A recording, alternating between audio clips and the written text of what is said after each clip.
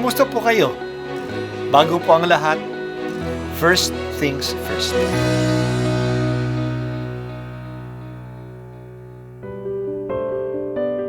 Ang pagbasa mula sa awit ni Solomon.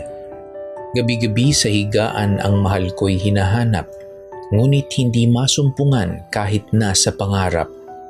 Akong ito'y bumabangon, sa lungsod ay naglalakad. Ang lansangan sa paligid ay aking ginagalugad, ngunit hindi matagpuan ang sinta kong nililiyag. Sa akin ngang paglalakad, nakita ko'y mga bantay. Nagmamanman, naglilibot sa paligid ng lansangan. Sa kanila ang tanong ko, mahal ko ba ay nasaan? Nang kami ay maghiwalay ng nasabing mga tanod, bigla na lang na nakita ang mahal kong iniirog, ang salita ng Diyos. Salamat sa Diyos.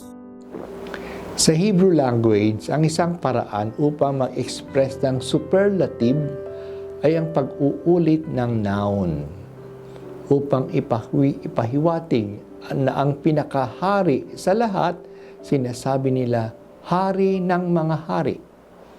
Kaya ang ibig sabihin ng Song of Songs o awit ng mga awit ay ang pinakamagandang awit. Ang aklat ng Song of Songs ay katangi-tanging aklat. Ito'y binubuo ng mga love songs. Ito'y mga awit ng dalawang makasintahan na nananabik sa bawat isa. Minsan ang babae ang nagsasalita at minsan naman ang kasintahang lalaki. Ni minsan hindi man nabanggit ang salitang Diyos sa buong aklat na ito. Pero ito'y napasama sa Bible kasi kung nasa ng tunay na pagmamahalan, nandiyan ang Diyos. Sa pagmamahalan ng makasintahan, nandiyan din ang Diyos. Nandoon din ang Diyos. Ngayon ay kapistahan ni Maria Magdalena. Siya ang kilala na apostle of the apostles. Ang apostle ay pinadala. Si Maria Magdalena ay pinadala ni Jesus sa kanyang mga apostle na ibalita na siya ay muling nabuhay.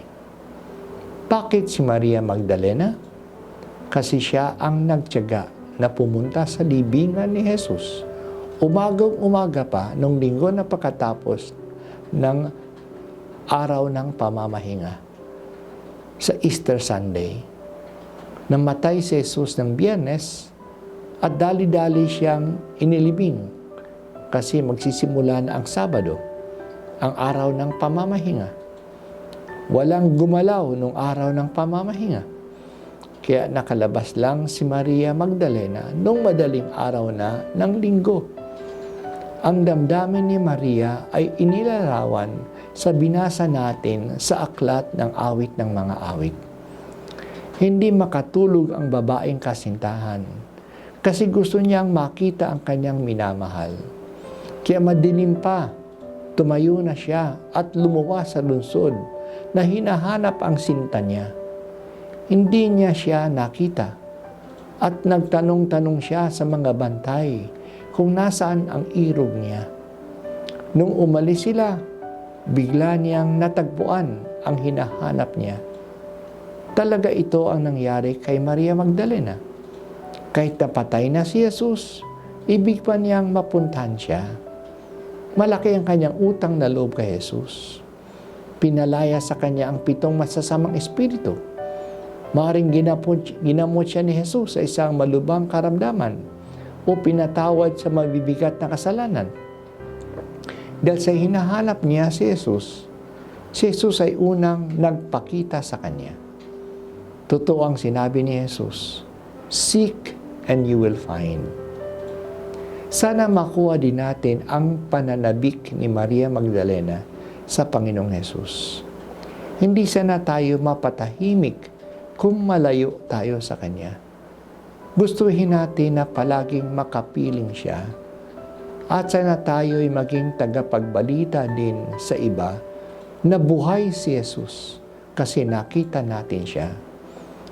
Ang tanging patutuo ni Maria Magdalena na buhay si Jesus ay, nakita ko siya. I have seen the Lord. Talagang siya ay saksi ng pagkabuhay. Aking kinasasabikan, Panginoon, ay ikaw lamang. O Diyos, ikaw ang aking Diyos na lagi kong hinahanap-hanap. Ang uhaw kong kaluluway, tanging ikaw ang hinahangad. Para akong tuyong lupa na tubig ang siyang lunas.